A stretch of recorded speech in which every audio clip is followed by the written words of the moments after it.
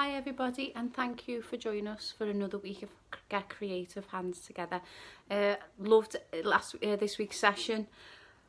So much fun, lovely energy in the room, nice to see you all back, so hopefully you're enjoying it too.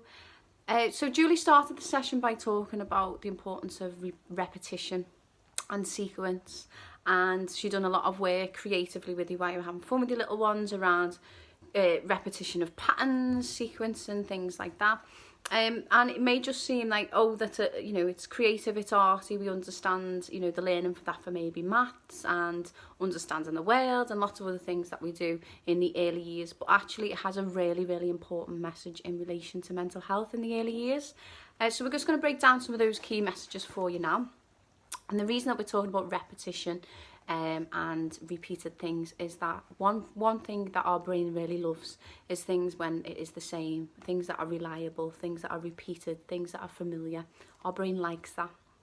And as we said in the last clip, during the early years, all the change and all the development that happens is so vast in those first 0 to 5 years than any other time in our life. So it's really, really important that we do lots of repetition, lots of familiar things, doing things over and over again.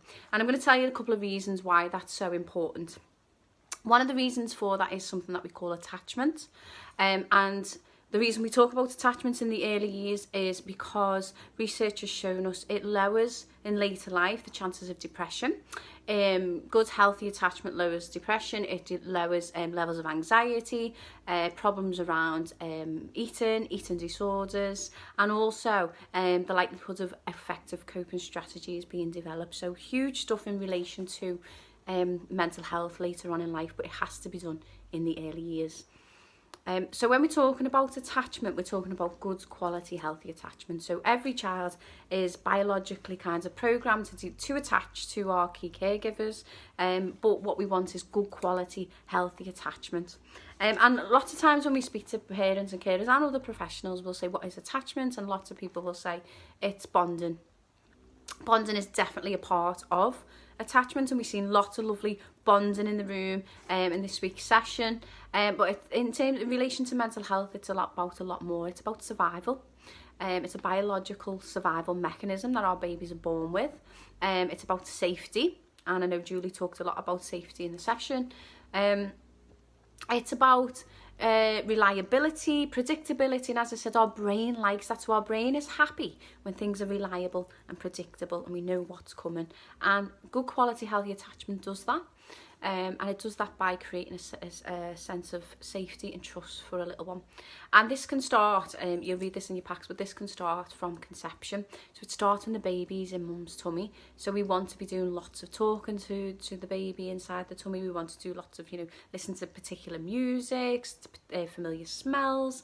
We can read the same story over the time. We can do lots of different things. Research has shown us that our babies pick up on those things. They become familiar with them, and they are already showing signs of developing that sense of safety and trust. So another key message, which you're probably already doing, probably already know, but it's knowing why it's so crucial to mental health. So get talking to those babies and those tummies.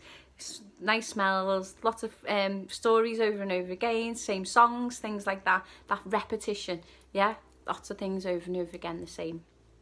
Okay, really important that we're consistent with that. So consistency is something that we talk about a lot when it comes to attachment. So doing it as the same as we can, lots and lots and lots and lots of times. Another reason for that, why we do that, that's related to the baby brain, is something called internal working models. Now the easiest way I can explain that to you is if you think about a patch of grass. It's green, it's grassy, it's got no pathway, but if we walk over it and we keep walking over it in the same way, the same pathway over and over again, eventually we create a path, and the path stays. Now that's the way we can think about our baby's brain. If we do something with them and we do it again and again and again and again, what we're doing with connections in the brain is we're making what we call a neural pathway. We're making something develop in their brain, and the more we do it, the stronger it becomes. So without getting too technical for you, that's why we do things over and over again in a very consistent way. We also wanted to talk to you about something called the Circle of Security. Now, please go away, search that up, Google it. It's there's a really good video on YouTube which explains the Circle of Security. It's a little bit of a reflection tool, I think, when we find some of our children's behaviour quite challenging, or we find it really difficult to deal with. There's lots of reasons why that is, but one of the main reasons, research has shown us that probably around 80–90% of the time our children are trying to communicate an attachment need to us.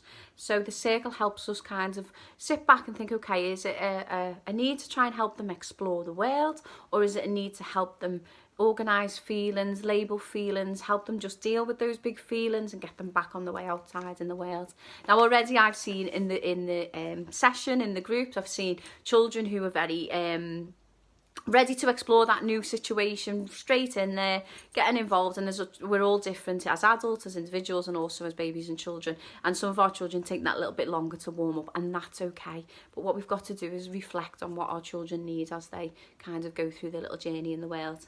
There's been times in the room when our children are displaying particular emotions, and we've watched, you know, not only yourselves, but we've maybe come along to kind of help them organise that feeling, manage it in the moment, regulate it a little bit, and then get back on with the session.